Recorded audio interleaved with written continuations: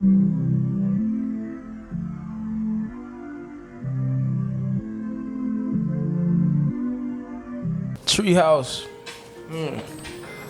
I said I'm up in the TreeHouse, and this is off the top. Nah, Rico smoke blunts, he don't smoke tops. I'm up in the TreeHouse smoking good tree. This shit just got plucked this morning. When the sun come up, I rise, grand rising. Y'all niggas is niggas I despise. I can't tell between which of y'all despise. We was outside, out south, over east, all up north. And now look at us putting posters up north. You see the posters going around the city in the few.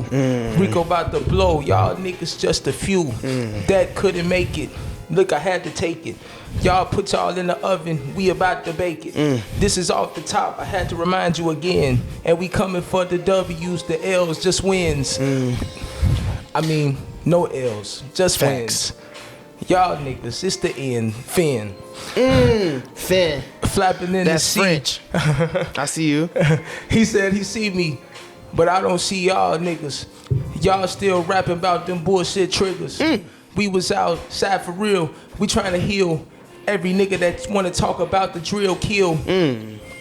Rico be the power man, Superman, man of steel. Man of steel. We don't need to steal. We keep it real. Keep it facts. Y'all still rapping about the bullshit and the pills. Get it whack.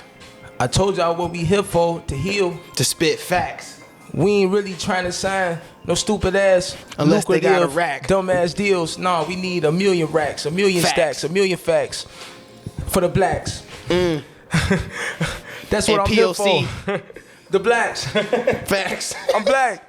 Hey, you back? We back, nigga. TreeHouse show. Y'all whack. TreeHouse show. Hey, let's get it. Let's get it. Bro, Hey, off the that top. was a real freestyle. That was off top. That was off top. Could you stop it, please? Appreciate it. With this muscle. Infinite love. Man, well. Welcome back to the TreeHouse show. You just listened to an off the top freestyle by yours truly and a one and only Rico Shy. I'm your host, Gartasia, and we are tapped into the trillest podcast in the universe. Man, today, if y'all see my energy a little different, I'm on day 2 of a water cleanse. So for those of you all who don't know, it's no food, it's only water. So I'm really just out here detoxing my system. I had a long call with my mom. She's like a vet in this game. She's been trying to get me fasting. I was like, it's time to just purge and get rid of all that old stuff and rebuild my cells. And that's an analogy for this new phase that I'm in, right? I'm making music again. I'm on a process of building back. Or I don't want to say building back because I ain't never lost nothing, but just building towards the vision that I have. You know what I'm saying? But today, we have, man, someone who I really admire, bro. I really respect the growth. Because it wasn't that long ago. That was 2 years maybe? 16 months? 16, but it was almost 2 years. It was about 2 years, right? Almost. Old spot. You know what I'm saying? Old spot. My boy got the new spot, boy. Yeah, listen, man. This not even the spot. The other spot. You know what I'm saying? We're going to come back to that. But we here for now. But nah, man, I'm seeing your growth, man. And I'm seeing intention. I'm seeing intention behind it. It's not just, you always been cold. You know what I'm saying? I fuck with your bars, your rhyme schemes. I mean that. As from like a lyrical standpoint, flow, melody, you always had it. What I'm noticing though, you're incorporating intention behind it, culture. You know, even with your visual storytelling, I'm seeing like you using colors, people. You know what I'm saying? I fuck with it. I really fuck with it because it goes beyond what I believe. It's a testament to what you believe, and then incorporating that into your music. So I dead ass respect that. 100%. For real, Thank you, bro. man. Thank you, bro. I'm humble. Man, thank you, bro. This is home, bro. You literally back. We in Chicago, back on the TreeHouse. A lots of stuff to talk about, but the first thing I want to talk about, man, is for the audience who didn't tap in last time. Who am I speaking to?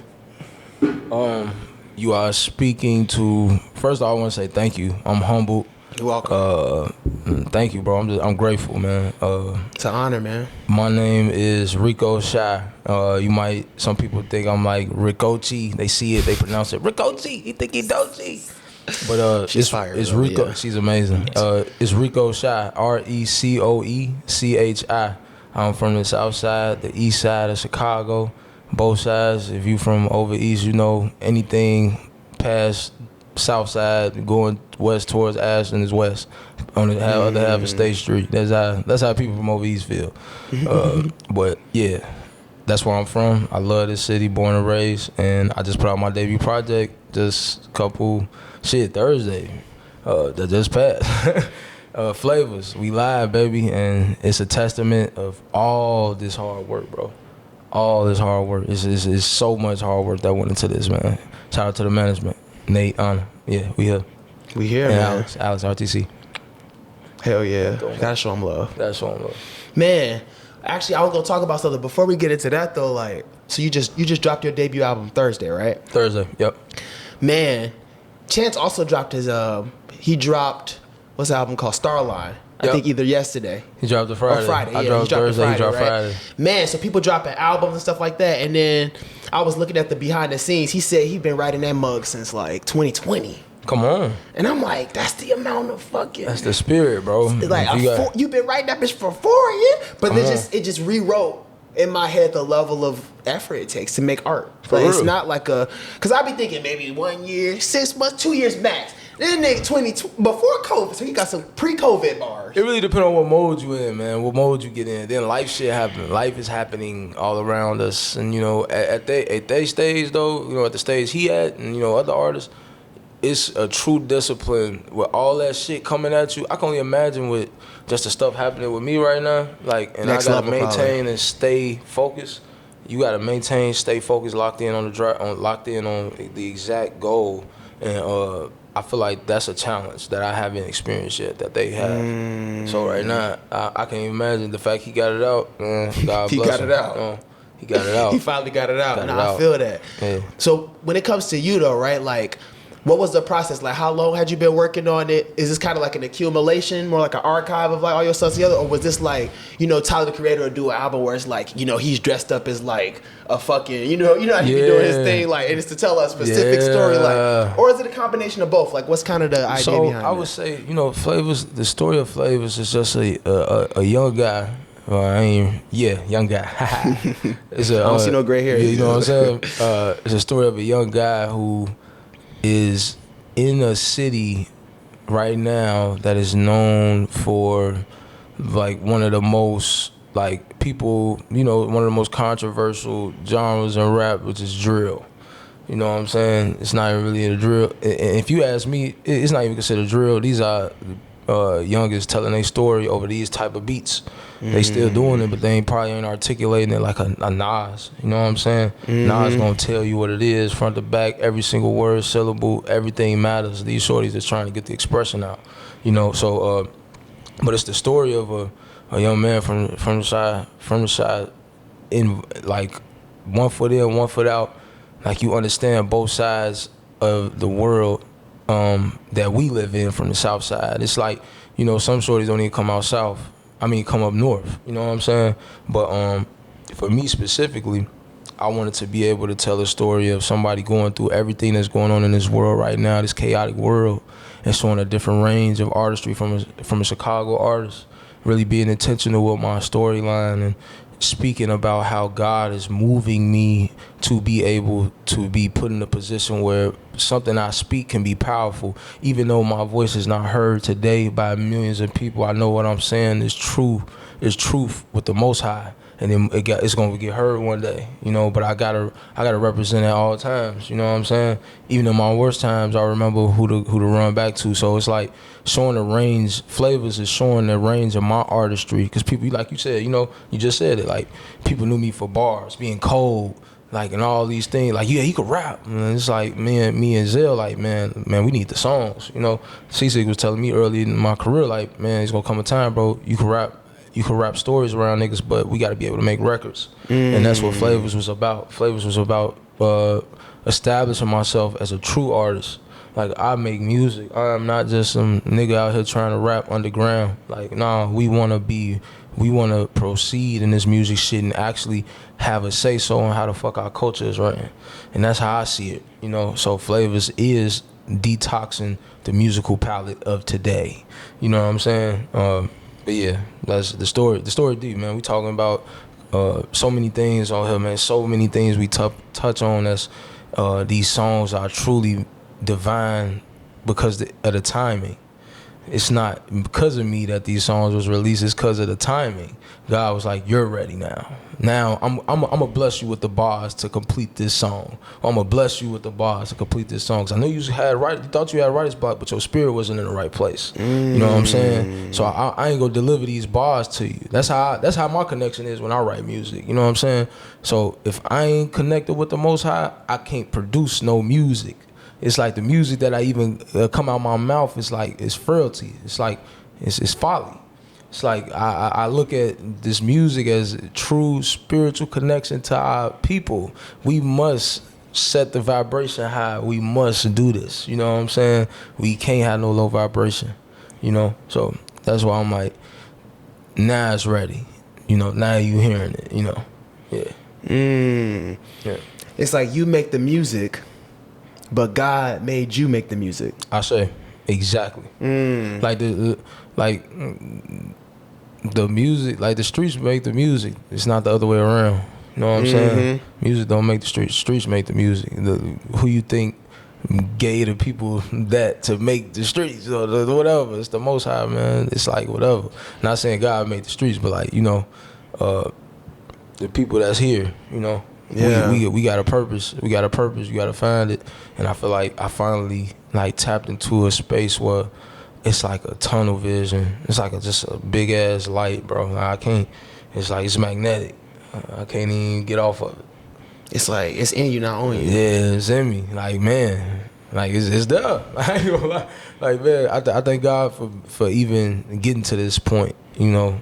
Cause even now it's tough, you know. Even now it's tough, you know, with all the music industry politics and shit. But you gotta remember, like, what we doing it for. If you got a true vision, I feel like it's gonna withstand time. If you got a true vision, execution, and it's true purpose filled, like that's what everybody is seeing right now. It's like you're seeing that live. You know? Yeah. It's like, you know, sometimes like when you're in a dream state. Yeah. Like you could see things in a different light. I feel like we've reached a point in mankind where like people are seeing through the veil. People can see through the distraction. Because it used to be niggas couldn't see through it. Come on. You could distract them with some bullshit. You know what I'm saying? A sexy lady or like some drugs, alcohol, some TikTok. You know what I'm saying? But now niggas is like, swipe left. Yeah. They swiping left on the bullshit now. And they calling bullshit too. Come on, like, calling that bullshit. It's like, nah, you're not about it. That's why some of your favorite celebrities got their comments turned off. They don't want to see that truth under them. What you mean? They don't want to see that truth under them, man. You know, it's just, your celebrities not speaking on what's going on in the real world. They turn their comments off because their people are smoking their ass, letting them have it. How could you not speak on what's going on? You see it. You over here. But you over here marketing for these people? You literally marketing in a food commercial, nigga. Like, sit down, bro. You not with the people. That's what's happening right now. And these niggas are scared because there's artists like myself coming up where it's like, oh yeah, we about to shift this up. Y'all using the power of the music the wrong way. You know? Niggas are using the power of the music the wrong way. They don't have God involved in it no more. It's just, what can I get out of this shit? What can I get out of music? No, it's like, what can I bring to this space? What can I leave here? What legacy am I leaving behind? So when people go listen to me in the future, bro, it's not just some fucking couple records here and there that expired over time. No, we got spirit in that shit. All the albums that have ever lasted got spirit in it, bro. It's spirit in it. You feel the soul in it. Then albums and songs where you listen to that same artist, he feels soulless on this record. Mm-hmm. You know what I'm saying? And we don't connect with that anymore. You know, but it's time. It's this the time when niggas are using their platforms more than ever, and that's why you got things like quote unquote algorithm that's able to stop your shit. You know, it can stop a message from going so far that's needed. You know, so that's the times we in today. Yeah. Man, that's a real spill, man. Have you heard of Asaph? Asaph? Yeah. This is female rapper from Chicago. She doing her thing. Go crazy. Yeah, she going crazy. Like she went viral on the platform, just like telling her story, just being real. And the comments, man, it just made my heart smile. It was so much positivity. You know, she from the hood, so she, you know what I'm saying, motherfucker this, motherfucker that. But that's where she from, you know what I'm saying? Like, but it was no negativity on how she speak. You know what I'm saying? Like you said, like you got the Nas versus like, you know, some people know how to articulate, but it's like it was just pure emotion, pure like, but it was real. Come on. And bro, and you know what made me, even though she was talking about this, and that, niggas in the comments was like, I don't know who this is, but I want to listen to her music because of what she's saying. What she said wasn't even talking about music, but they know she a rapper. But they was like, they want to like stream her shit because of what she said. She even had to ask. And I was like, wow, we've really come to a place where the listeners, they want to hear, they only want to listen to their artist's music after they understand who the artist is. And I feel like it didn't used to be that way. I feel like it used to just even look at Michael Jackson. We don't know shit about it. We don't really know about Michael Jackson. You don't really know. I mean, you know his childhood, blah blah. You know, he had the monkey, like with other shit. We can get into that, but like no real personal life. That's before social media. Artists could literally just make music and be doing their own thing back in the day. Yeah. Now, like, it's so intimate now. Like niggas just streaming. Kai Cenat on stream 24/7. Truth is coming to light. That's scripture, bro. The truth. All the truth of the person is coming to light, bro. Yeah, it can't hide no more, motherfucker. Like, you gotta be who you are. You gotta be who are you behind closed doors for real. You know what I'm saying? Like, that's why I make sure, man, like, my music represents truly who I am. You know, whether it's struggles, like even on the album, struggles with women. I'm talking about to be loved and my lust. You know what I'm saying? I'm not perfect. You know what I'm saying? I'm never out here going to portray like I'm motherfucking perfect. But I definitely going to address everything that my spirit needs correction in. Like, I'm going to talk about where I need my correction. I'm going to talk about where I'm great at, you know, these things. Because I'm a balanced human being. You know what I'm saying? I feel shit. I be fucked up some days, and then the next day I'm not. And then, but with these artists today, it's like you can hide behind them. You can hide all you want. You can hide. When you got the shield of money, you can hide behind whatever, but it's only some divine power that's gonna bring light to that shit. So when the light is brought to you, just I hope you've been, you know, doing what's right. You know what I'm saying? So yeah, that's what these times are calling. People want to be attached to real shit. They don't want to be attached to this fake shit no more because they like, nigga, white. Like today, we don't call people, bro. We FaceTime. I want to see you. Like it's even that's a deeper science in behind this shit. You know, so. Yeah. What you doing? What you looking like? Yeah, right, what you looking like. You know what I'm saying? You had, I don't know if you ever, like, you know how you got your female friends or whatever you want to call them. They ain't even trying to hop in the camera today because they ain't got their hair together yet. You know, but that's a real thing, bro. We trained like that right now. This phone is powerful, but it's also, it's a balance in it. It's very powerful. We can use it for good. You know? So, yeah. They say the roaches scatter when you turn the lights on. I say.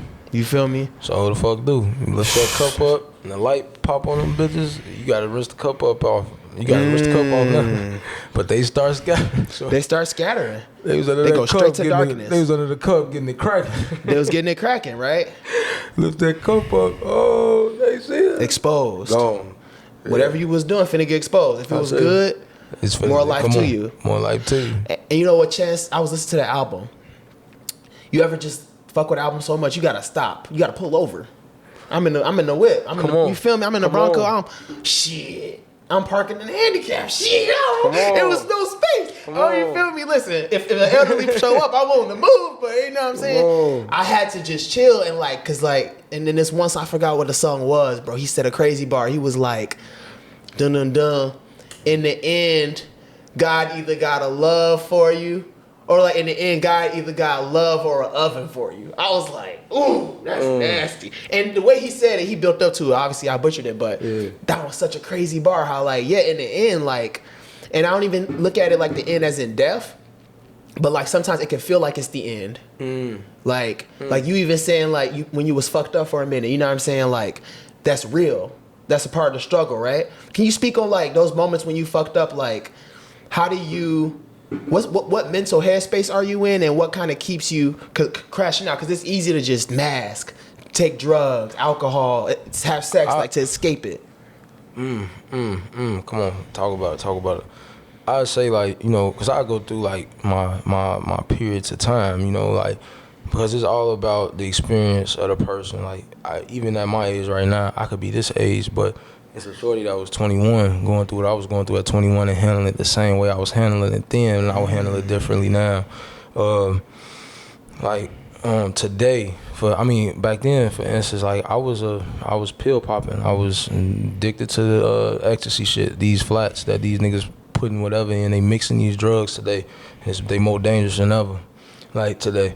But back then, I was like doing ecstasy. Like I go get 12 pills for $40 and crush them up throughout the day, and just put them in my water, drinking my water throughout the day. Cause I was on probation, I couldn't smoke no weed. So when I do that shit, that's my vice. You know what I'm saying? But I would handle my problems like that. One time I got a bad batch, and it made me so depressed to the point like I started harming myself. You know what I'm saying? Like I was cutting my fucking arm, like straight up. I wear these scars every day. Like I never get a tattoo on my left arm because that's all I need to see. It's like it's a reminder. Like we'll never go to no dark place like that again at no age 21. Age 22, where you figuring yourself out as a man or a woman. We figuring ourselves out. We don't know. You know what I'm saying? And depending on which household you came from, you really don't know, or you really do know. But most of us, we don't know. You know, we still figuring it out. Even the ones that got a lot financially at 21, 22, they still got to figure it out. They probably got problems where they, like, on some spoiled shit. And you hear their problems. You're like, nigga, but I'm going through this. Like, you know, but how I handle problems now, I got to when I had that experience, I had that bad batch, I had to get rushed to the hospital. My sister done rushed me to the hospital because like I took a flat on an empty stomach. But these is literally how I used to handle these problems, bro. You know, I used to numb myself with the ecstasy. And I speak on that because I see so many shorties today, they be fried. And it's not off there. It ain't on no weed. These niggas 15, 14, 16 cooked, popping perks and shit. And we sitting up here thinking it's a gun problem. My boy. It ain't no gun. It's so many layers to this shit. So I can only imagine niggas popping pills at that age. I ain't really start popping pills like 18, 19, like for real. So that's what's going on today. But for me, how I handle it now, when I stopped doing that shit, I really, like, truly found my relationship with God. Because I would teeter in between, like, 17, 18. I walk around high school with a Bible in my hand. Like, I'm leaving school and I'm doing fucked up shit. I'm robbing people. I'm doing real life fucked up shit. You know, but I'm searching for myself. I got a 3.6 GPA. I'm not slow. I got a problem. Something wrong with me. I don't know what's wrong. I don't know why I'm doing these things. Why it was because I wasn't getting no bread like that. I didn't have an allowance. My mama and them they was the hardest working people in the world. But you know how these jobs get prestigious or whatever the case is. Like my dad, he was laid off for a long time. He was a pipe fitter. He was the motherfucking provider of the crib. That man bringing home that guala like pipe fitter. But laid off for a long time. This one of the things that caused me, I gotta get my own money. I'm going to school, I got on Rockports. Niggas got on Jordans, you know, like, and these are the things that's around us growing up, though, that make you think you ain't got something, you know what I'm saying? But you go to Africa, these shorties can't get nothing, you know what I'm saying? So, how I look at things now today is like, where my grace meet at, you know? That always is my first question, because when shit going bad, like, you know, my Nate, about to bring it up, Nate. He say this thing like, good problems, man. Good problems, man. Like, cause we would be sitting there stressed about how the fuck we gonna handle all this shit. But remember, like, no, this is what we worked for. We worked to have all of this stuff on our plate. Like, you know what I'm saying? But like, trying to tie like that to like, where's my grace meter today, you know? Because these same stressful things that in my mind that I was just stressing about, I just reset my grace meter and I remember, no, I used to work this hard for this opportunity. You know, I'm tweaking. Let me reset my grace meter. I'm grateful for this thing. So then you go into it with a different energy now. You know, once you lose the grace, you lose it all. Like for real. Once you lose the grace, you lose it all because you don't remember like what you that's why I was talking about the cookie jar. The cookie jar is like we go back and find something that remember when you wanted this car, whatever the case is. You know what I'm saying? You got that car now and you mad. Like you treating the car. When you first got that car, you wasn't ashing in the thing. You wasn't doing this, you wasn't doing that. 2 months later, you just all in this bitch dirty. Like, you know what I'm saying? The grace meter needs to be reset. You need to go clean. You need to remember why you did that. Detox, you know? So that's how I handle all problems today. Like, you know, some pains are not to be explained. They meant to be felt. I feel like that. Some pains, like truly, they meant to be felt. You got to go through the experience. God is toughening you up. God is strengthening you for something that's to come that you got to be prepared for. But other times, it's because we not grateful. You know, so we cause our own pain sometimes. So, like, that's how I handle everything today. Like, literally everything. Prayer, bunch of prayer. Man, so many directions to go, man. Like, how we take things for granted. Yeah. Faith. I say. When you fucked up. You know what I'm saying? Like when you at that place, the why behind it, right? Come on. I love how you talked about, you know what I'm saying, how like, boom, breadwinner, your father, you know what I'm saying? And then it's like, lay it off. You can't control that shit. Can't control it. Be like that. You businesses crash all the time or whatever. Sometimes it's just, we got somebody, ain't no explaining it, right? Or these white folks run these trades and they be laying motherfuckers off that's not their color. That's a whole nother conversation. The fucking, yeah, you think you unionized, but shit ain't sweet. You not union for real. Is it union and the Confederate? What kind of union we talking about? Come on. But nah, like even digging into that more, like you finna get a little vulnerable if that's cool. I'm with you, bro. For sure, man. Like speaking on, you know, even have to get it on your own, right? You feel me? Like you said, you were making money in the streets, right? Yeah, I wasn't crazy. Like I had WAP crazy. Like I did, I did some, You did what you had to do. Dibble dabble. Dibble dabble. Got a little money here and there. But for sure. I ain't no nigga out here finna be like, man, I made 100 bands off the streets. Nah, bro. It's the mentality behind it. It's the mentality I was stuck in. This the only way to make bread. And probably invest in some cryptocurrency. But how the fuck you get the bread if nobody want to give you a job? So it was like, it was so many layers to that shit. Like, but yeah, like that, just to get a little short. For sure, yeah. Appreciate that. So more so what I'm getting at is like, combined with like having something and then losing it, right? Now you making money, dibbling, dabbling. And then it's like, my question is like, how do you get to the place? Because it's one thing to like you said, you ain't really start dabbling into like drugs and stuff. You was 18, 19 type shit. You feel me? So like that says a lot within itself. So it's like, what kind of got you to the point where you are dibbling and dabbling at 18 and 19 to the point you on probation? And then it's like, cause I ain't gonna lie, 12 perk stash, that's a point. That's a low point. Yeah. That's not a high point. You know what I'm saying? Low point. On some real shit, cause I dabble too. Yeah. You know what I'm saying? I know my amounts. That's a lot. Come on. So it's like to get to that point, that's not a high point. You feel me? So I'm more so diving into like, it's a lot of people out here who may be at that point. And I know that was a minute ago because we around the same age. That was a minute. Memory lane. But like, even what got you to that point? I know prison and probation, that's a whole system too. But like, what kind of got you to that point where you like, shit, man, because whatever happen could happen when you dabbling with these drugs. Like, so I say for me, so what got me off of it or what got me on it? Yeah, like how are you feeling at that point to even, because like, when you respect yourself, as I can feel now, we talked about that off record, you would never do something like that. So it's like, and I don't want to put words in your mouth, but like, what were the things that even got you mentally to that point where you just didn't give a fuck to that point, if that makes sense? No, that's valid. So I say, for me, it just wasn't no street shit. I always had a job. So with me, I always made sure I had a job. It'll be periods where I would go without a job, but I always had a job, bro. Like, whether I was working Starbucks, post office, you name it, Uber Eats, whatever the case was. But I realized in these times when I do have these jobs and shit, I was overindulging on drugs. Like overdose. I could get an assorted collection of whatever drug I wanted. You know what I'm saying? So I would say for me, what really took me away from that was having that moment that damn near, and I don't want it to be like that for the next person, but somebody gave me a bad batch. Like truly, it was more fentanyl in it than it was anything else. And I took it on an empty stomach, and I felt like it was a whole different feeling. Like I could not breathe. Like it was crazy. And like it'd be niggas out here that do shit like that. And some niggas overdose. Like I lost my cousin overdosing.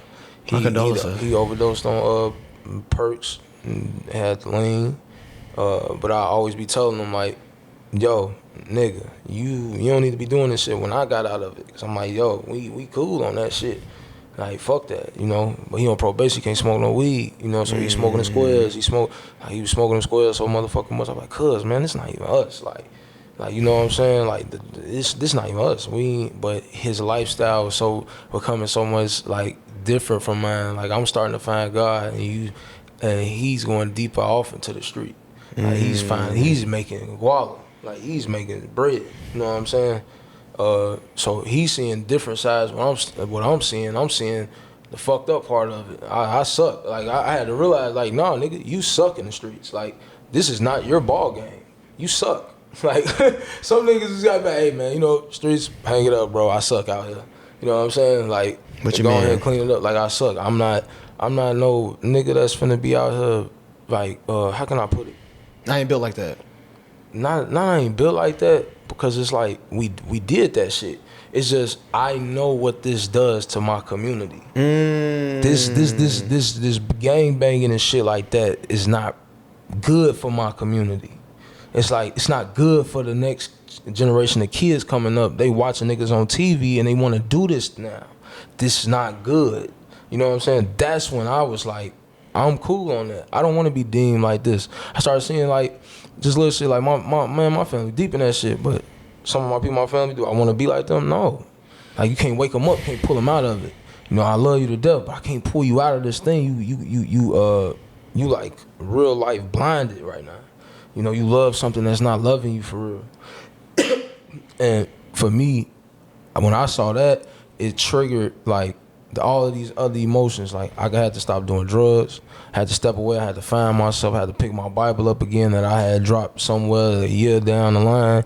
And I had to pick my spirituality back up. I had to remember and relearn who the man I was. I had to relearn myself. I had to strip everything that I thought I knew. I don't know shit. I need to relearn myself. Everything that I thought I knew is not real. You know, throughout life, you lose friends, you lose all type of shit. And some of them friends are not lost physically, they still alive, but y'all don't connect anymore. And you have to relearn yourself again. You have to relearn, this type of friend does this, or this friend does that. This not really my friend, this is my brother. You know, you learn these things throughout life, you know, and in them hard moments, it's like, you gonna be challenged. You gonna either use drugs, you gonna use prayer, you know, meditation.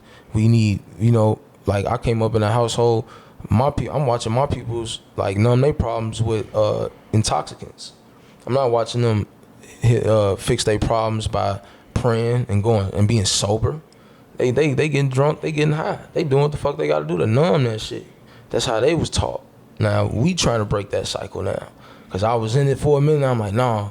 I noticed like when I was sober, it made me start my music career. I had a clear channel of who I was. And then all the drugs complicated. I forget who I am. You know, so yeah, I don't know if I answered the question, but I know for sure like it took for that scary moment to happen where niggas gave me that bad batch and I almost died for real. Like for real. Nah, thanks for sharing. For sure, like, for sure. You already know, my dog. Infinite love, King. You already know, for bro. sure, for sure. You already know. What were you going through mentally at that time, like on probation? So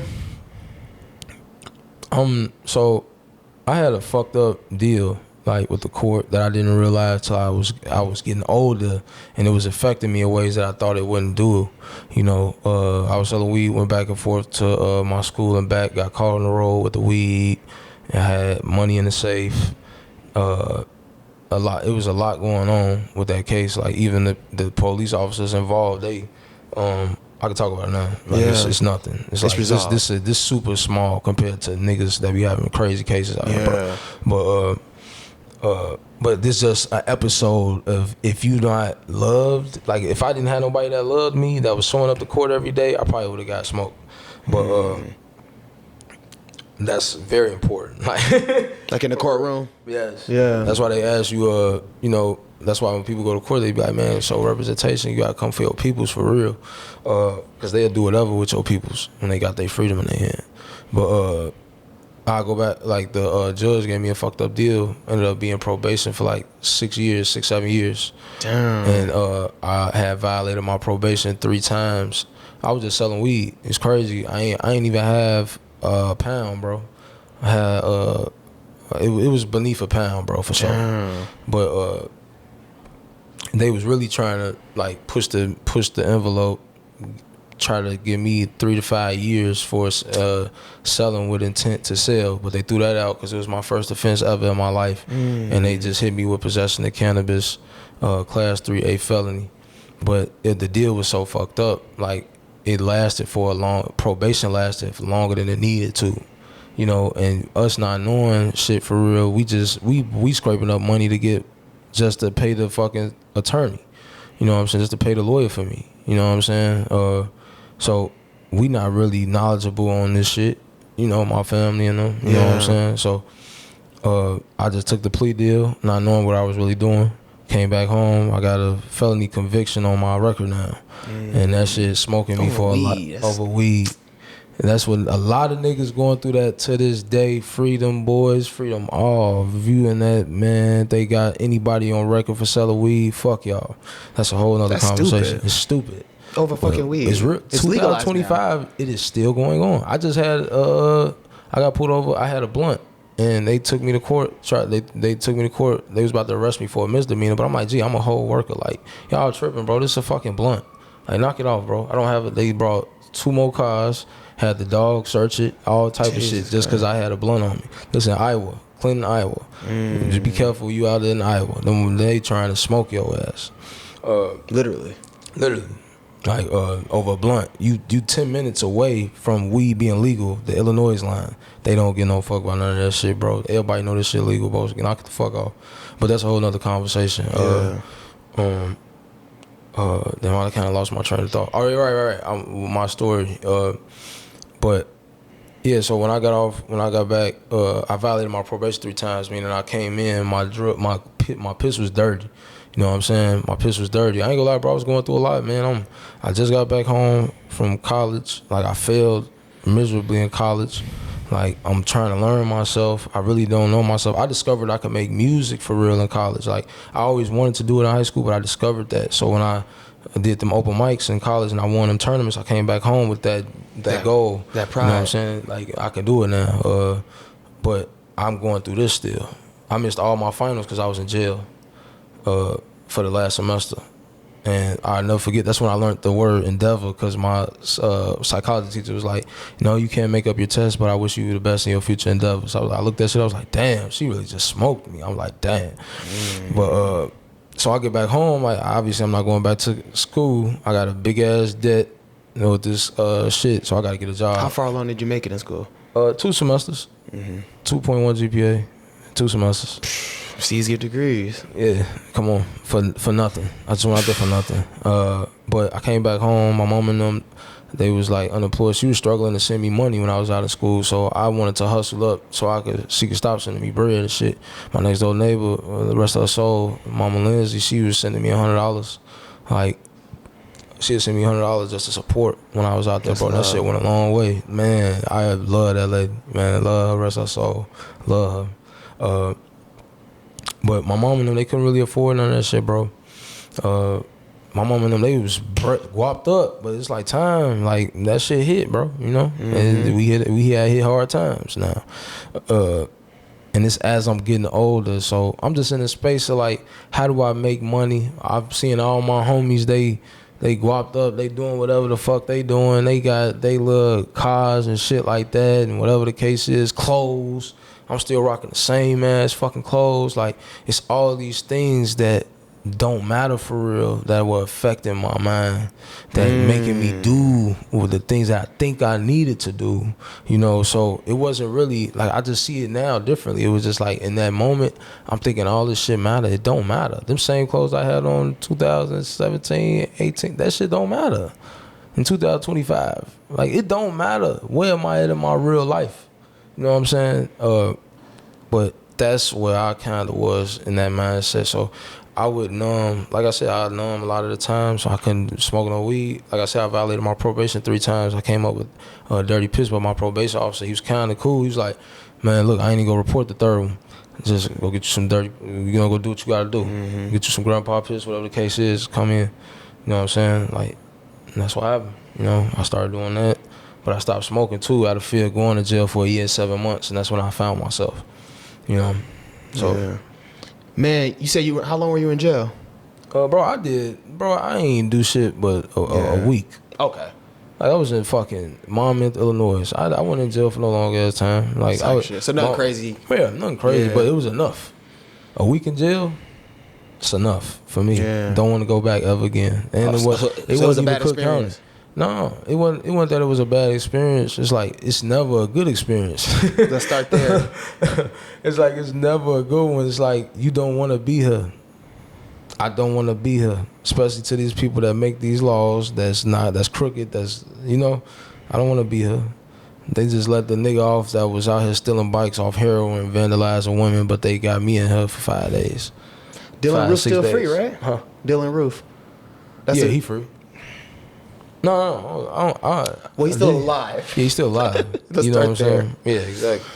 So, with that, it's just, you know, never a good place, bro. But it's what I needed to not go back. Like, I don't wanna see that. You know? Yeah. Sometimes you gotta do shit or have shit happen to you just to reinforce why that shit not good for you. Yeah. You feel me? That's real. Speaking of like real life, right? Mm-hmm. Tell us about, so you took a trip, you know what I'm saying? Like, you mentioned Africa. Well, how did that change your perspective on life?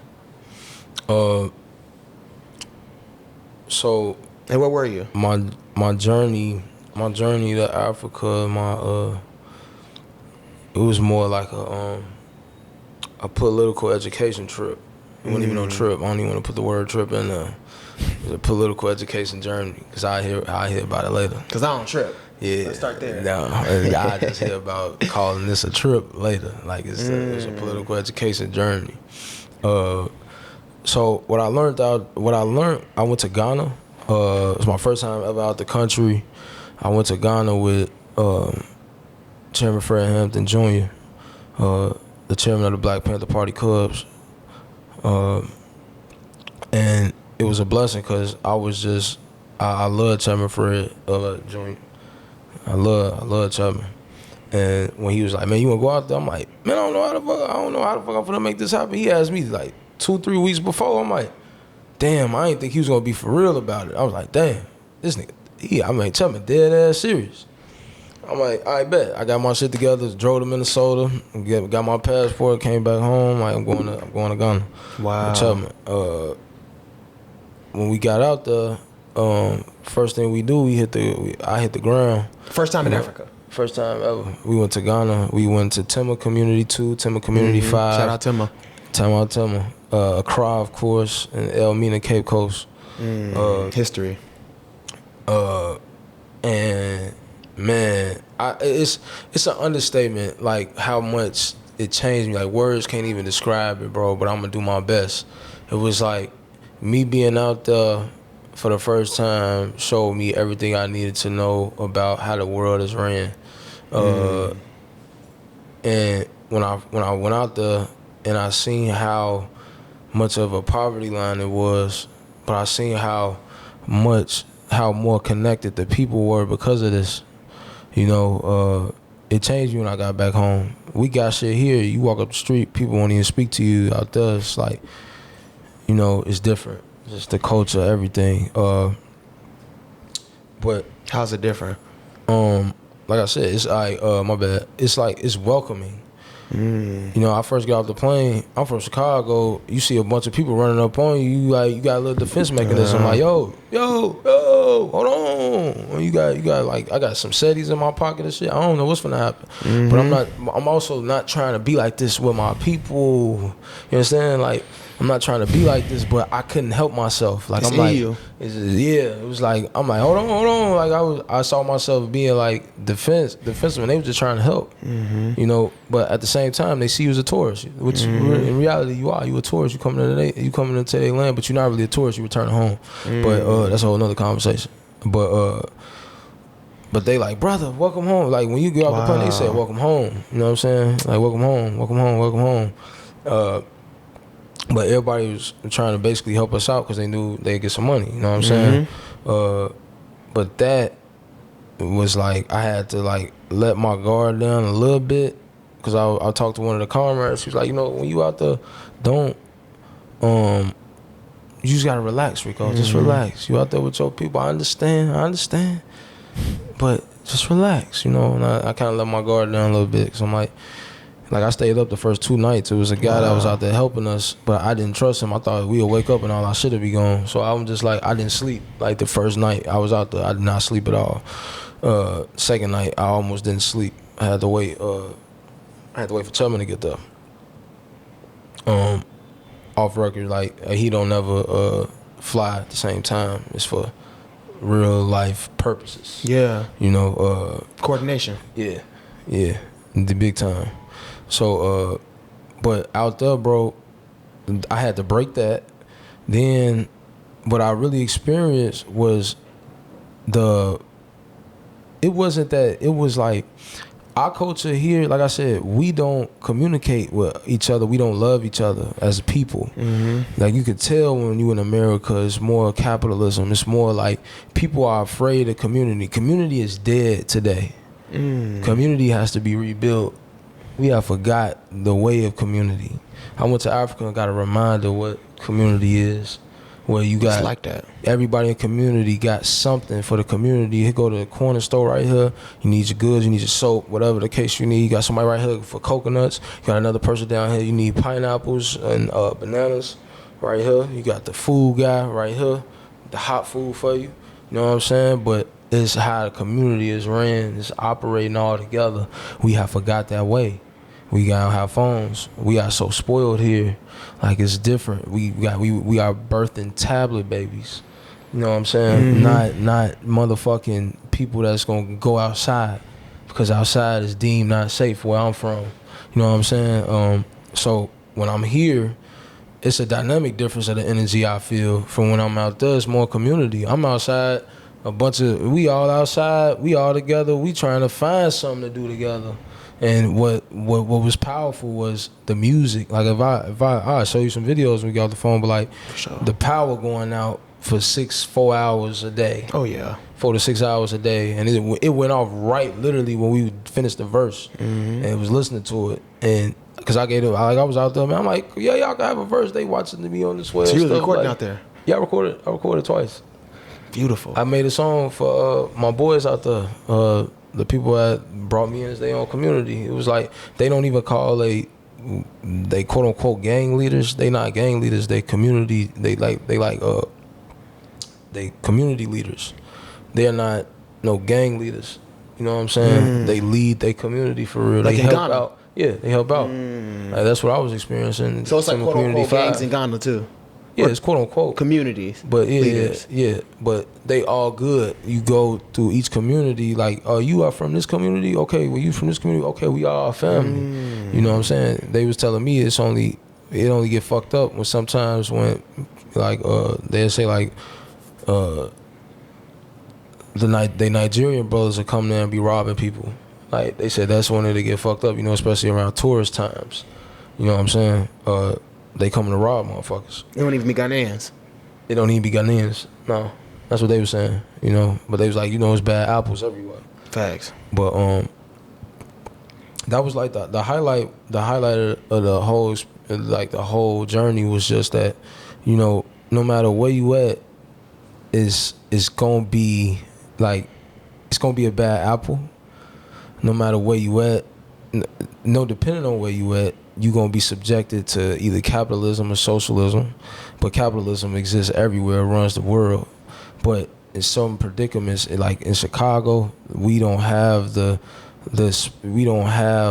community aspect like we would in Africa. They don't have an option. They gotta be community. We gotta be involved in our community.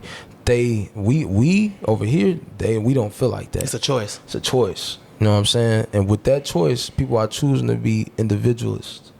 And that's the most thing I brought back, because it was like, even myself, like me and Tubman, we would bump heads. It wasn't no like people think I'm just out there with Tubman. Nah, bro. It was times, I did not agree, you know, but I understood. It was hard to mirror myself and see myself for how he saw me sometimes, but I understand now. He was telling me, like, you know, sometimes you are individualist. Sometimes your problem ain't the bigger problem. You know, that's hard to hear. It's hard to hear. It wasn't hard to hear. It was just like I didn't understand how you could view me as that, and I'm out here serving for you. You know, I'm out here serving. You know, I'm not out here for myself. I'm out here serving. But it was things like, you know, I would have some shit to do for some music shit. You know what I'm saying? And it'd interfere with my political education. And it's like, you choosing that over your people? No, never. But I understand that this is how God called me to come deliver the message. You know, but it's a test. He like, you know, but without the message, without there is no, you ain't got nothing to talk about, you know. So like, which one come first? You know what I'm saying? So that right there is like, I had to really step back. Like, man, it's all of us are trained to be capitalists in some form or fashion here. They don't know what that's like over there. The ones that are in it, that run the government are. You know what I'm saying? But the day to day, never. It's too much community, bro. It's too much, and that's what I miss more over there than here. You know, it's like me as a rapper that push a positive message, but I ain't doing it in no corny ass way. It's hard for me to develop a fan base where I'm at. Like, I understand it's gonna take for me to get seen outside my city, for me to be, or even just have developed some, wherever my fans are. Like, it gotta happen in a way where people care about you. Like you said, people don't care how dope you is. They wanna see the real shit, the real life stuff. You know, and that's an aspect that I'm even picking up on today. But what is this all a machine of capitalism? You know? But yeah. It's so many layers in this African trip, bro. Like, it's like, that was just like one, you know. But I could go about that trip, bro. Like, it was so many, bro. How did you deal with the just the cultural differences? So you kind of spoke on how, like, the community aspect, kind of people just be all the people might probably look at you. You look different. So and so like that. And then also, like, people asking certain questions, but you also, like, having to handle it a certain way, having patience, having grace. Like, what did that teach you about that? And more so, like, did you learn any lessons about yourself? Did you find out things about yourself that, like, damn, I didn't even know that about myself? I didn't know I was capable of that, good or bad, that you're willing to share. Man, that's a grand question, bro. It's a grand one. Appreciate it. Cause it's like, I had a bunch of experiences out there that I loved. I had experiences that I hated. I had things that I learned about myself as well in times of isolation. You know, that like me being by myself out there. Like, the time that I was isolated from no type of, like, how can I put it, sensual or no type of energy like that, it put me in a whole different mind frame, just as far as, like, okay, what else, or if my driving force, like, my driving force gotta be me. It can't be no other counterpart. It can't be a woman. It can't be a drug. My driving force gotta be my purpose. Like, my driving force has to be some rooted purpose that I have. And I realized, like, when I'm by myself, sometimes I get to a space where I feel like I'm like, man, I don't really know how to, like, how can I put it? I don't know how to be alone. You know what I'm saying? I ain't really know how to be alone. I have forgot how to love myself in a sense. I'm not doing my push-ups. That trip exposed that when I went out there. Like, before I went out there, I wasn't doing them things. Me being in isolation and me being around the sun, because remember, we went in December. Chicago is like 6 degrees, you know what I'm saying? So we went in December, it's hot as hell. Hot as heaven. It's hot. So I'm out there and I'm just like, man, I got all this space and time. Let me lock in on myself. I'm forgetting, bro. Nah, bro. I love to work out. I eat healthy, bro. I'm going to get raw coconut and getting blenders and blending up raw that fruit. Like, I'm out there, like, getting myself together. I lost weight when I was in Africa. I lost hella weight. Yeah, you definitely toned out. Yeah, I came You still got it. Oh God, yeah. Like, I ain't the same weight I lost back from Africa. I haven't gained no weight back from it. And it's because I know the balance, you know. But when I was out there, I'm just like, man, these are the things I used to do. It ain't no sex going on, ain't none of that shit. There ain't none of that. I'm out there by myself. It's not glamorous. Yeah, you ain't got all the good ass weed. They call it Ghana Gold. That shit. Fufu. No bueno. So it didn't even make you want to smoke. Like, I'm out there, man. At some point, I was just like, fuck it, I ain't even smoking no more, G. Like, it made me stop smoking, gang. For real. So I'm like, I can't do this. It's big. Oh my Multiple God. lessons. Man, multiple lessons. And that sobriety, though, when I was out there, I had a clear-cut vision.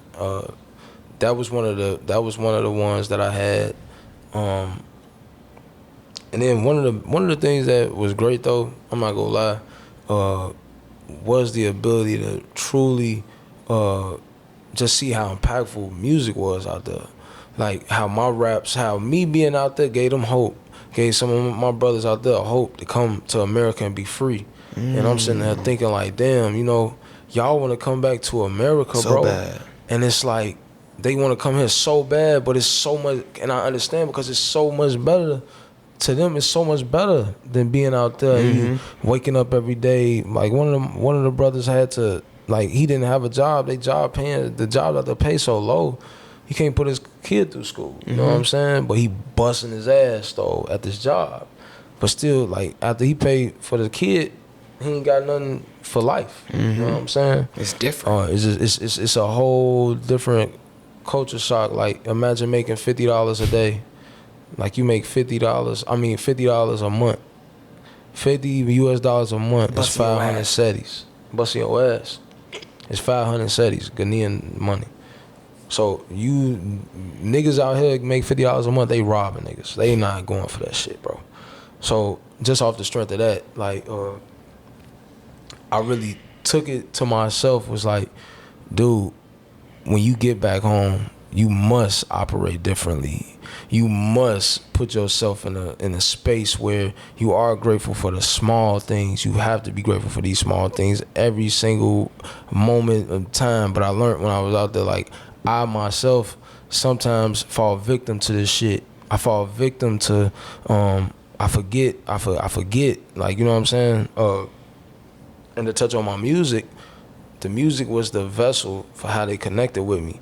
Me being, like I said, they thought them doing a verse with me, it's gonna put them on a whole global scale. They don't know, man, my city barely pay attention to me when I'm at the crib.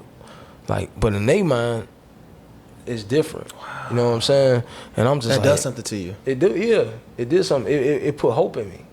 It put like a deep hope in me. I'm like, damn, if I make y'all feel like this and we looking at the stats, they still listen to me out there, then what's wrong with where I'm from? You know, why the message not connecting back home? And so it fucked my brain up. I'm like, man, so who's my audience? I start questioning so many things around, like, what I do this music for. Is like, who's my audience? You know, like, who am I speaking to when I make this music? Because the people I think that I'm speaking to, they haven't showed up yet. You know, ain't nobody's, like, in my mind, I'm thinking like, ain't nobody showed up yet, but it's starting to change now. You know, it's starting to change dramatically. And that was 2 years ago. 2 years ago, I felt like that. You know, but I realized, like, it's a deeper disconnection with community here than it is there. That's why they understand what I'm on. They hear the lyrics, they love it. I'm here, they don't appreciate it. They just hear it all the time. They program to think, oh, this is a conscious rapper. Oh, this is he's a rapper. No, bro. I'm telling the truth. I'm not trying to get everybody super hyped and like, you know, I do want to get y'all hyped on for them. Don't get twisted. Don't get it twisted. But it's like, it's a way we finna get hyped up. We ain't gonna get hyped up in the devil's name. You know what I'm saying? But it really exposed to me, like, my music is truly a gift, man. And I gotta take it serious because, or I gotta keep believing in it. Like, even when I come back home, keep this energy with you. Don't forget that energy. Don't forget it. Hold on tight to it. And I try my best to, you know. Cookies in a jar. Cookies in the jar. For them. Facts. Man, I know we got to wrap up soon, but just like, while you talking, man, you talking about devil, right? Like, there's the devil. If you notice the devil, they always say, devil on my shoulder. He whispers in your ear. It's like, why that nigga never just talk normal? Right? Like, why he don't shout or scream? He always whisper. Because he ain't really got no voice until you give it to him. I just thought of that. I literally just, come on. I be texting myself. You feel me? Like, it just came to me. Like, they always say the devil whisper. You know what I'm saying? Like, because he ain't really got no voice. You give him voice. Come on. It's like a vessel. You pour water into that cup, it's a cup. You pour water into that pot, it takes the shape of the pot, right? So, like, think about the devil, right? But then it's like, one way to fight that is with faith. Right? Come on. Belief in the higher powder. Higher powder is crazy. Believe in the higher powder. That's that shit. That's the higher powder. That's the Esco. Crazy segue. Come on. I'm gonna cut that. Higher power. You feel me? So I lived in Ghana for 3 years, bro. One thing they heavy on, I'm sure you seen it, was the faith. I'm sure you saw they take that guy serious. Come on. As they should, you know what I'm saying? Because it's so much I could talk about on the hill, but I don't want to talk about it on hill, bro. Yeah. It's like, it was, man. What you think about that, man? What? Like, spiritually, how did it affect you, like, with the faith and everything? I learned what the shrine was, you know what I'm saying? How they drink the goat's blood, you know, so Juju. It was a time where they basically stole money. They stole money from us. Damn. Came into our cabin, took our bread and shit. And in order for us to find out, they took everybody in the community. And it was like, yo, so and so stuff is missing. Help us find it. Bam, somebody stole it. And man, mind you, we walking through the whole resort, pissed. Everybody stormed, bone rushing and shit, like trying to figure out, like, what the fuck happened, who the fuck know what, you know. And you know, basically when we found out that how they go about handling it, they take everybody that's probably deemed the people that we accusing, and they put them under the shrine. Basically, it's like when you put a broom on the neck. And if the broom cuts you somehow on your neck, then you guilty. But if it don't, you're not guilty. You get to go. One of the people I was with, he was like, man, that's bullshit. That's how they get tourists. But they was making it seem like we was getting pimped almost. Like they was making it seem like this how they really get down. But he was from Timor and we out in Elmina. He like, that don't make he like, with my community, we don't do that. You know, that's bullshit basically. You know, but if you a tourist, you don't know. You don't know. So the experience was so real. I go in the room and it's just me and the guy I was with from Timor. And we in the room, like, surrounded with everybody, and they needed gunpowder and black pepper. So, you know me, I'm from Chicago. I'm like, bro, I don't want to go back. I ain't finna go back there, bro. Like, nah, it's all y'all, just me and him. Hell, the fuck no. Y'all want gunpowder? No bueno. I'm not going back there. Fuck that. And he like, man, just no, bro, we don't do nothing like that. Blah, blah, blah, blah. You know, I mean, it's not that. Like, what? It's the symbolism. We gotta talk to the spiritual people. We gotta talk to the Most High to see who stole your stuff. So whatever, we gave him the bread, went back there, bro, and we had to all get on one knee while the communicator, he was behind some curtain. speaking in tongues or whatever he was speaking in. He drunk the ghost blood, started doing all this tongue shit. And I'm like, I'm in my mind, I can't be present because I think I'm surrounded. And I hear gunpowder. It's a nigga behind the curtain. And all I'm thinking is like, they about to try to kill me. Like, I don't know. That's all I'm thinking. You like, just go I'm there. looking at Uriel, so we all got to get on one knee, bro. My knee not all the way on the ground. I'm ready to take off. Like, I'm just ready to leave. Run the stance. So I stop at there. I'm like, yo, I ain't with all this, bro. I'm like, nah, bro. What's going on, bro? He behind the curtain. They in the middle of their process. They take it serious. And me, I'm not giving no fuck about none of this shit. Like, I'm just uncomfortable. Like, I just heard gunpowder, nigga behind the curtain, y'all surrounded us, and we accusing motherfuckers here of stealing our money. I don't think this good. You know what I'm saying? So I'm like, I get up, I shoot up. I'm like, nah, fuck that. What's going on? They, bro, you gotta stay down. We talking, we communicate. I'm like, nah, bro, what's going on? Nothing's going on. They assured me nothing going on. I still get ready again, and I'm like, all right. They finish up. They tell us the people that we thought took it did not take it, but they know who took it. And the person that took it is close to us. But we don't believe in none of that shit, bro. Like, that was like, because we didn't come out here we came out with the same people, bro. Like, nobody, bro, it was deep, bro. Damn. But that was a badass fucking experience, bro. I was scared for my fucking life because I'm like, I'm out. I'm in their community now. Like, I left the resort, went to their community, which is right behind the resort. It wasn't even no resort for real. It was just like like right off the Cape Coast. It's called One Africa. They let people steal from. You stayed at One Africa? Yeah. Oh, I stayed there too. Bro, that's what they was working with the people that helped steal the money. They let the girl steal the money. The girl, I saw your video. She come back, all her nails, stuff, 'cause hair I know the did, people, bro. They know my parents. Her hair did, all that shit, bro. They let her come back and keep selling. She's selling the jewelry I just bought. Because they African Americans. Yeah. The owners of the resort. That's fucked up. And they letting that shit go down. Damn. And they was trying to get us not to say shit about it. So I was gonna come out. We got like a whole little thing about that shit. I'm gonna put out soon. But be your own people. Our own people. Finessing us. They got $4,000. Ha. You just killed the relationship over fucking. To them, that's 40 racks, bro. It's a stain. That's a stain, but like, is it worth it? I don't see that. Yeah, I don't see it as worth it either. I don't see it as worth it. That shit was fucked up, but it's cool. It's cool what it is. We just gotta do our due diligence and expose who the fuck did it and let people know One Africa steal from your motherfucking ass. They let them people come back, the tourists, then people come sell them cloths to you, they come steal your shit. When you not there, they coming back through the shit, stealing stuff, coming back through the cabin, stealing shit. That's what they do. And then they let them come back and keep selling. After we left, after all that shit happened and said it was her, everybody knew it was her and her family.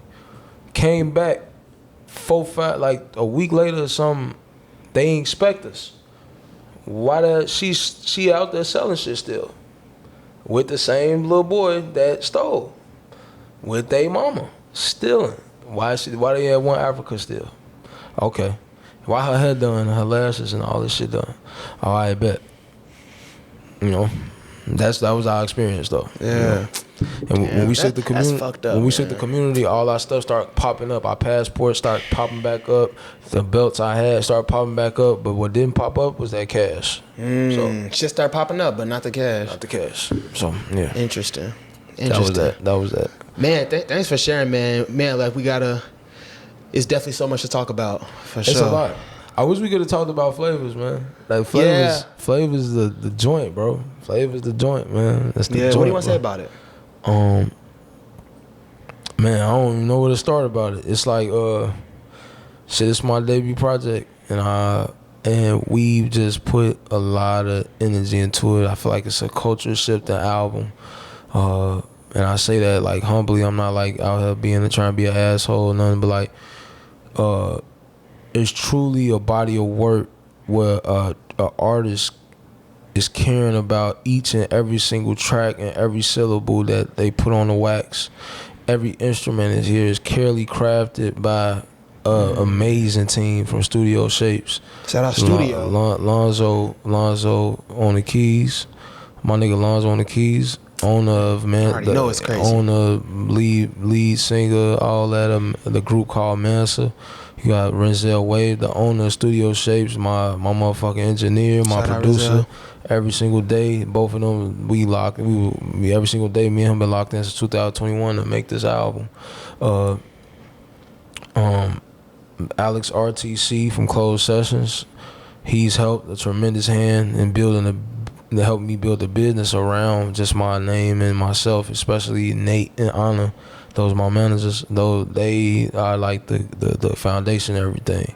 But me, I'm the artist just making the music and giving a vision for how the fuck I see this shit to come out. And Flavors represents the time of today. It is now time for artists to make the revolution irresistible. But you ain't gotta do it in no corny ass way. We can do it and make the music that we really want to make. Show our different ranges as an artist. I'm just not no motherfucking boom bap artist, bro. You know, I make all type of fucking music. And my message is just powerful. My message is rooted in God. You know, the good, bad, the ugly, all that shit. I talk about everything up and down. I'm going to address everything for what it is. You know what I'm saying? Even myself. You know, even when my fuck ups or whatever the case is, you hear everything on this album. You know, me being a human, me showing the range of musicality that I could touch. You know, if anybody interested, you know, I'm an artist from Chicago with a great album that just came out. Great project, great debut. It's called Flavors. You can get it everywhere. No, I'm gonna blast that motherfucker. Come on. For sure. Come on. Yeah, man. I see you, you mentioned Golden Child. I love what he's doing. Yeah. I really love what he's doing in the community. He the truth. It's beautiful. Yeah. I'm seeing that's influencers. I'm seeing brother. people on the street. I'm seeing the youth. I'm seeing elders. Come on. Community. Come on. Right? Come on. And the timing Truth. of it is hitting different. It's like, boom, you coming back from Ghana. And he been doing that shit, but I'm noticing it's been heavy this year. Yeah, or I'm seeing it more. Yeah, snowball It's effect. always working. This shit started small. Look what it's doing. He was having small meetings. Because he been in the community. He was having small meetings at a restaurant. Man, love our restaurant. Man, I ain't gonna say it because I don't want to blow up his spot like that. But like, we'll have small meetings, man. You know, like he'd be inviting the people that's really with the message.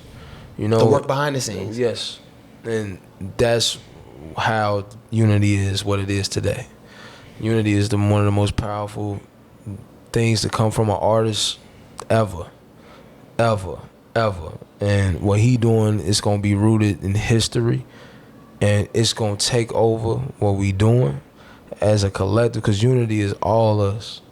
You know, unity is all us, and I mean us as in us brothers, sisters from the churches, from the streets of Chicago, east side, west side, deep up north, wherever you at. If you a motherfucking person from the motherfucking hood that's a part of what's going on here, want to be a part of what's going on in your community and bringing everybody together, you have been afflicted by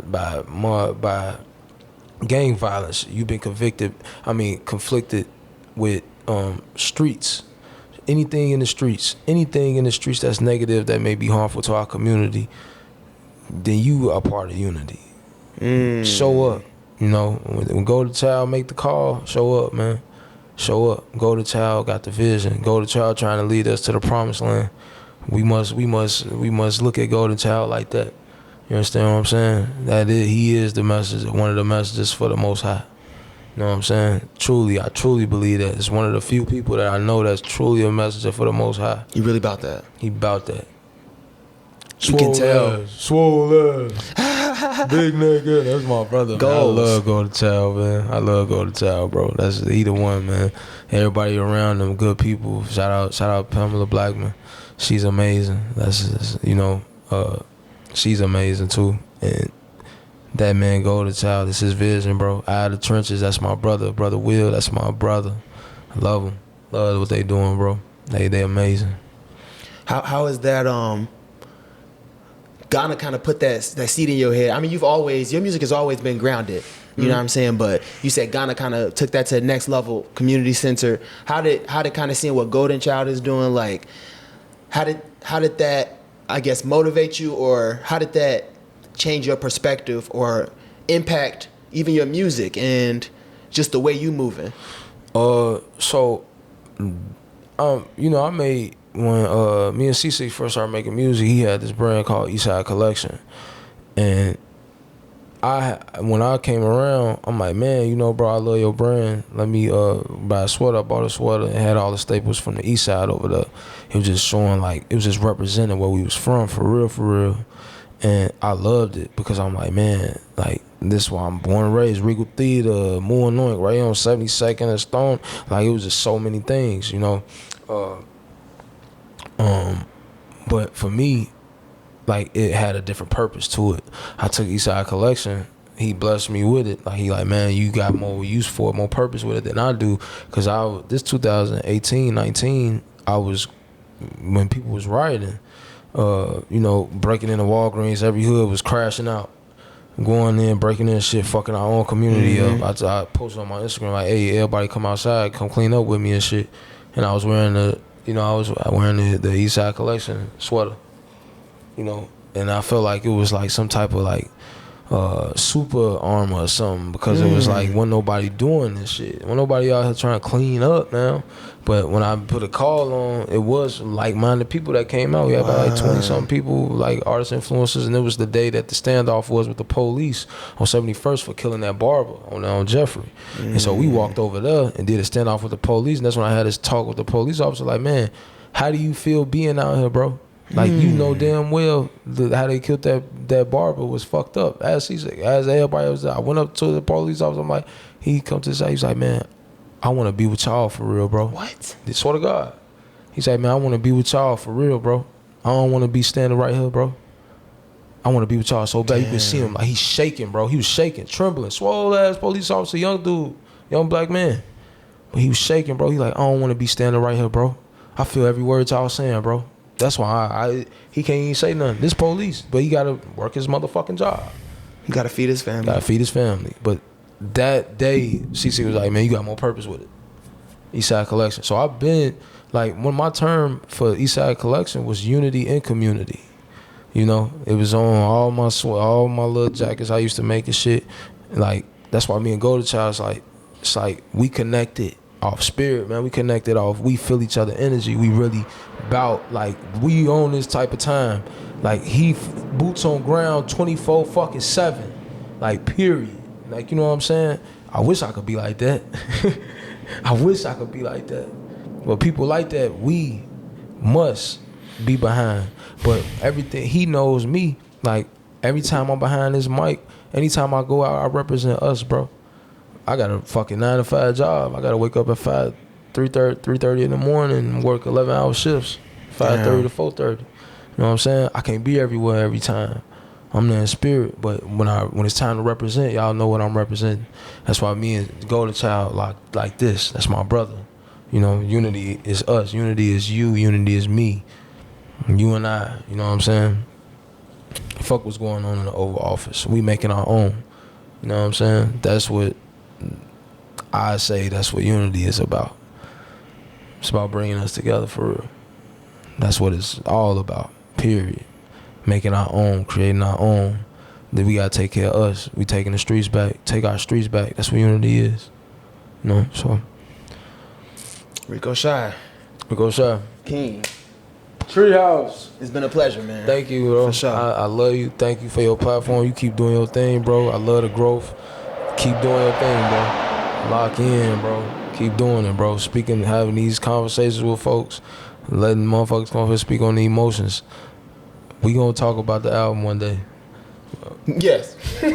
When you really sit and digest it. Let me listen to it. Hit me. Yeah. Let me know. Because I feel like that'll plug in a lot of missing pieces. Oh, man. It's heavy. So just let me know. Appreciate it, gang. Love you. Love you, man. Man, it's been an amazing podcast. Before we wrap up, though, how can we reach you on socials? You know, ReCoeChi. ReCoe, Rico. That's how my mama spelled it. Don't ask me. ReCoeChi. Rico Shy, not Rico Chi, not Rico Chai. It's Rico Shy.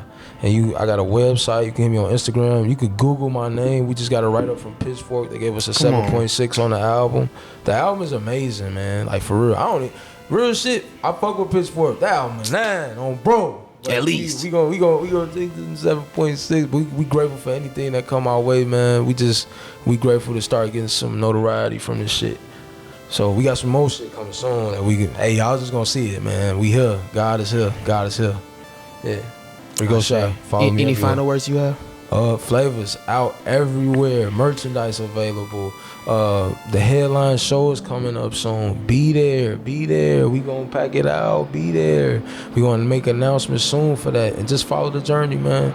It's the beginning. It's my debut project, and it's very powerful. We getting some great critical acclaim, like some great people speaking on our shit. So just be in tune with me.